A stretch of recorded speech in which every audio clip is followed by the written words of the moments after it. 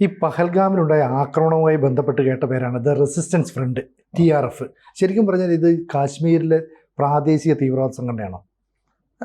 ഈ പഹൽഗാം ആക്രമണത്തിനും മുമ്പും TRFൻ്റെ പേര് കേട്ടിട്ടുണ്ട്. ദ റെസിസ്റ്റൻസ് ഫ്രണ്ട് എന്നുള്ള പേര് ആദ്യം കേൾക്കുന്നത് 2020 2020 കാശ്മീരിലെ കറാൻ എന്ന് പറയുന്ന പ്രദേശത്ത് ഒരു തീവ്രവാദ ആക്രമണം ഉണ്ടായി. അവിടെ നമ്മുടെ രാഷ്ട്രീയ റൈഫിൾസിലെ 2 പേർ കൊല്ലപ്പെട്ടു, 2 പേരെ കൊന്നു, നമ്മുടെ ജവാന്മാരെ കൊന്നു. അങ്ങനെയാണ് ആദ്യമായിട്ട് TRFൻ്റെ പേര് കേൾക്കുന്നത്. അത് കഴിഞ്ഞിട്ട് 2023 പൂഞ്ചിൽ 4 സൈനികർ കൊല്ലപ്പെട്ടു. പിന്നീട് ഗുൽമാർഗിൽ 4 പേര് കൊല്ലപ്പെട്ടു. അങ്ങനെ 2 ഭീകരാക്രമണങ്ങൾ 2023 ഉണ്ടായി. അപ്പോൾ ഒരു പേര് കേട്ടു, people's anti fascist front, PAFF. TRF പോലെ PAFF. 2 പുതിയ സംഘടനകളുടെ പേര് വന്നു. 2ൻ്റെ അറ്റത്ത് അവസാനം ഒരു F ഉണ്ട് അല്ലേ? TRF, the resistance front, people's anti fascist front. അത് ഒരു ഫ്രണ്ടാണ്. നമ്മുടെ നാട്ടിലൊരു ഫ്രണ്ട് ഉണ്ടായിരുന്നല്ലോ, പോപ്പുലർ ഫ്രണ്ട്.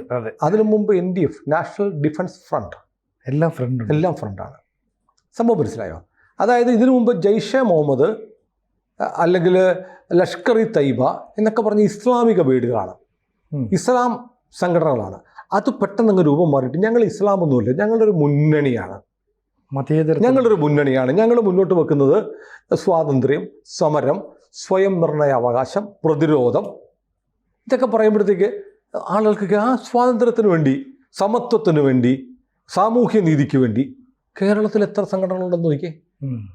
കേരളത്തിൽ ഒരുപാട് സംഘടനകളുണ്ട്.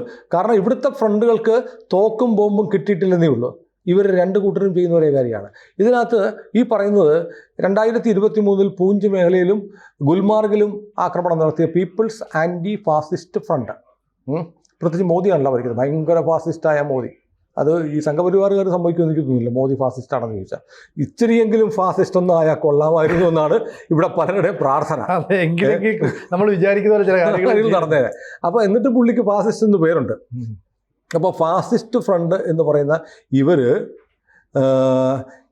ജയ്ഷെ മുഹമ്മദിൻ്റെ രൂപമാണെന്ന് ഇൻ്റലിജൻസ് ഏജൻസികൾ അറിയാം.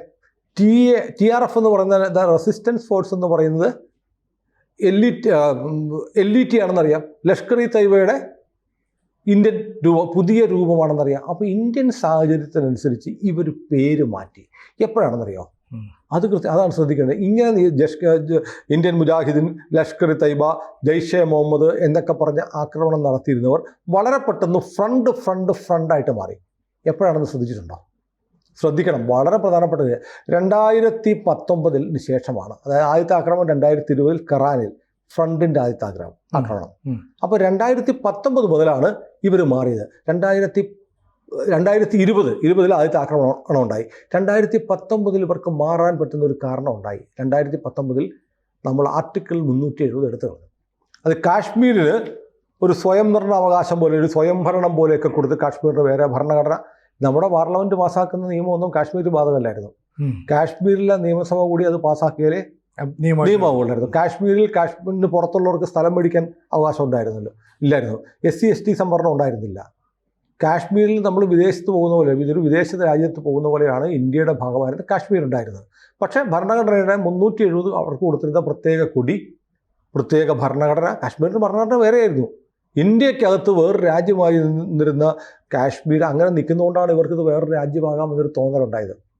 ഞങ്ങൾക്ക് കൊടി വേറെയാണ്, ഞങ്ങൾക്ക് ഭരണഘടന വേറെയാണ്, ഇന്ത്യയുടെ നിയമങ്ങളിലൂടെ ബാധകമല്ല, ഇന്ത്യയിലെ മറ്റു സംസ്ഥാനങ്ങളിലുള്ളവർക്ക് ഇവിടെ സ്ഥലം വാങ്ങാൻ പാടില്ല എന്നൊക്കെ കഴിയുമ്പോൾ കാശ്മീരികൾ സ്വാഭാവികമായിട്ടും കരുതും ഞങ്ങൾ ഇന്ത്യക്കാരല്ല, ഇന്ത്യക്കാർ വേറെയാണ്, ഞങ്ങൾ വേറെയാണെന്നൊരു ഫീലിംഗ് ഉണ്ടാവുമായിരുന്നു. വളരെ സിമ്പിളി ഞാൻ ഈ 370 ഒരു ഇമ്പാക്റ്റ് പറയുകയാണ്. അത് മാറി ഇന്ത്യയെ പോലെ തന്നെയാണ്, ഞങ്ങൾ ഇന്ത്യ തന്നെയാണെന്ന് ഫീൽ ഉണ്ടായി 370 എടുത്ത് കളഞ്ഞപ്പോൾ. അപ്പോൾ എന്ത് ചെയ്തു അപ്പോൾ ഇന്ത്യയുടെ ഭാഗമായി അവിഭാജ്യഘടമായ ഒരു ഇന്ത്യൻ സ്റ്റേറ്റായിട്ട് സമ്പൂർണ്ണമായും കാശ്മീരും മാറിയപ്പോൾ അവിടെ പാകിസ്ഥാൻ ബന്ധമുള്ള സംഘടനകളുടെ പേരിൽ ഇനി ആക്രമണം നടത്തിയാൽ അത് ഇൻ്റർനാഷണലി ഒരു ചിത്തപ്പേര് പാകിസ്ഥാൻ ഉണ്ടാവുമെന്ന് ഒരു ബോധ്യം വന്നു. അതുകൊണ്ട് അവർ തദ്ദേശീയരായ കാശ്മീരികളായിട്ടുള്ള ആളുകളാണ് അവിടെ ഈ പറഞ്ഞ സ്വാതന്ത്ര്യം, സമത്വം, സാഹോദര്യം, സ്വയം നിർണയാവകാശം ഇതിനൊക്കെ വേണ്ടി സമരം ചെയ്യുന്നുള്ളൊരു ഇമ്പാക്റ്റ് ഉണ്ടാക്കാൻ വേണ്ടി, ഒരു ഇമേജ് ഉണ്ടാക്കാൻ വേണ്ടി ഇവരെന്ത് ചെയ്തു? ഇതൊക്കെ ഫ്രണ്ടുകളാക്കി, TRF ആക്കി, PAFF ഒക്കെ ആക്കി. ഇങ്ങനെയാണ് ഇത് ഓപ്പറേറ്റ് ചെയ്തത്. പക്ഷേ ഇത് സംഭവം എന്താണ്? സംഭവം അത് തന്നെയാണ്, പേര് മാത്രം മാറ്റിയിട്ട് ഒരു ഇന്റർനാഷണലി. അപ്പോൾ ഇങ്ങനെ വരുമ്പോഴുള്ള ഗുണം എന്തറിയോ? അപ്പോൾ ഇതൊരു സ്വാതന്ത്ര്യത്തിനും ഫാസിസത്തിനെതിരായി പോരാടുന്ന ഒരു സംഘടന. ആരുടെ? കാശ്മീരികളുടെ എന്ന് പറയുമ്പോഴത്തേക്ക് അതിന് പറ്റുന്ന ബുദ്ധിജീവികളെ വിളിക്കാം, സാഹിത്യ സാംസ്കാരിക നായകന്മാരെ വിളിക്കാം, അവരെ വിളിച്ചുകൂട്ടി പരിപാടികൾ നടത്താം, ജാഥകൾ നടത്താം. കേരളത്തിൽ ചെയ്യുന്ന അങ്ങനെയല്ലേ? അടിയന്തരാവസ്ഥ വിമോചനം, ബാബറി മസ്ജിദ് തകർത്തതിനെതിരെ എന്നൊക്കെ പറഞ്ഞിട്ടുള്ള വലിയ മതനിരപേക്ഷ ഇന്ത്യക്ക് വേണ്ടി ഭരണഘടനാ സംരക്ഷണ നിയമം. ഇവിടെ ഈ പറയുന്ന ഇസ്ലാമിക രാജ്യം വന്നു കഴിഞ്ഞാൽ ഭരണഘടന ഉണ്ടാകത്തുള്ളൂ, മണ്ണാങ്കട്ട ഉണ്ടാകത്തില്ല. ആ ഒരു ഭരണഘടന ഉണ്ടാകത്തുള്ളൂ. ഏതെന്നറിയോ? ഖുർആൻ എന്ന് പറഞ്ഞ ഭരണഘടന ഉണ്ടാകത്തുള്ളൂ. ലോകത്തെല്ലായിടത്തും നമ്മൾ കാണുന്നത് ശരീഅത്താണ് നിയമം. ഭരണഘടന വന്നു കഴിഞ്ഞാൽ, ഇസ്ലാമിക ഭരണം വന്നു കഴിഞ്ഞാൽ ഭരണഘടന ഇല്ല. രണ്ട് കൂട്ടരുടെ ഭരണം വന്നാൽ നമ്മുടെ ഭരണഘടന ഇല്ലാതാവും. ഒന്ന് കമ്മ്യൂണിസ്റ്റ് ഭരണം വന്നാൽ ഇന്ത്യൻ ഭരണഘടന ഇല്ല, ഇസ്ലാമിക ഭരണം വന്നാൽ ഇന്ത്യൻ ഭരണഘടന ഇല്ല, പിന്നെയുള്ളത് ശരീഅത്ത് നിയമമാണ് എന്ന് പറഞ്ഞാൽ. അപ്പോൾ ഇങ്ങനെ ഒരു ഗ്ലോബൽ, അതുകൊണ്ടൊരു വേറെ ഗുണമുണ്ട്. ഇപ്പോൾ ഭീകരാക്രമണങ്ങളൊക്കെ അന്താരാഷ്ട്ര ബന്ധമുള്ള സംഘടനകൾ നടത്തി എന്ന് വന്നു കഴിഞ്ഞാൽ കുറേ കഴിയുമ്പോൾ ഈ സംഘടനകൾക്കൊക്കെ ആഗോള നിരോധനം വരാം, ആഗോള ഉപരോധം വരാം. അപ്പോൾ അത്തരം കാര്യങ്ങൾ ഒഴിവാക്കുകയും ചെയ്യാം എന്നതിൻ്റെ ഭാഗമായി പാകിസ്ഥാൻ ഈ തീവ്രവാദ സംഘടനകൾ, നിങ്ങൾ കാശ്മീരിൽ ഇനിയിപ്പോൾ ഒരു ഇന്ത്യൻ സംഘടനയാണെന്ന് തോന്നുന്ന തരത്തിലുള്ള ഓപ്പറേഷൻസ് നടത്താൻ പറഞ്ഞു. ഞങ്ങൾ കൂട്ടത്തിൽ നിന്നോളാം, ഞങ്ങൾ അവിടെ വന്നോളാം, പക്ഷെ പേര് ഇന്ത്യൻ പേരുകളാക്കി മാറ്റുക, ലോക്കൽ പേരുകളാക്കി മാറ്റുക എന്ന അജണ്ടയുടെ ഭാഗമായിട്ടാണ് ഇങ്ങനെ പേര് മാറ്റിയതെന്നാണ് ഇൻ്റലിജൻസ് ഏജൻസികൾ പറയുന്നത്. അപ്പോൾ ഇൻ്റലിജൻസ് ഏജൻസികളുടെ മുന്നിൽ ചില ആളുകൾ ചോദിച്ചു, എടീ പഹൽഗാമിൽ ഈ ആക്രമണം നടന്നില്ലേ, അവർ പുരുഷന്മാരെ മാത്രമാണ് കൊന്നത്, മുസ്ലിം അല്ലാത്ത പുരുഷന്മാരെ മാത്രം കൊന്നു. എന്തുകൊണ്ട് അവർ സ്ത്രീകളെ കൊന്നില്ല? എന്തുകൊണ്ട് കുട്ടികളെ കൊന്നില്ല?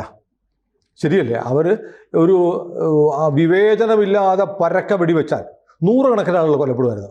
അവർ കുറച്ചൊരു 10-20 മിനിറ്റ് അവിടെ എടുത്തു, എന്നിട്ട് വന്നിട്ട് ഓരോരുത്തരും പോയി നിങ്ങളുടെ ഐഡൻറ്റിറ്റി കാർഡ് നോക്കി ട്രൗസർ അഴിപ്പിച്ചു, അല്ലെങ്കിൽ കലീമ ചൊല്ലാൻ പറഞ്ഞു, എന്നിട്ട് ചൊല്ലാത്തവരെ വെടിവെച്ചു കൊന്നു. എന്നാൽ ഇൻഡിസ്ക്രിമിനേറ്റ് ആയിട്ട് വെടിവെപ്പ് നടത്തിയാൽ കുട്ടികളും സ്ത്രീകളും അടക്കം എത്ര പേരെ വേണേ കൊല്ലും. എല്ലാവരുടെയും AK-47 ഒക്കെ ഉണ്ടായിരുന്നു. അത് ചെയ്തില്ല. അതെന്തുകൊണ്ടാണ്?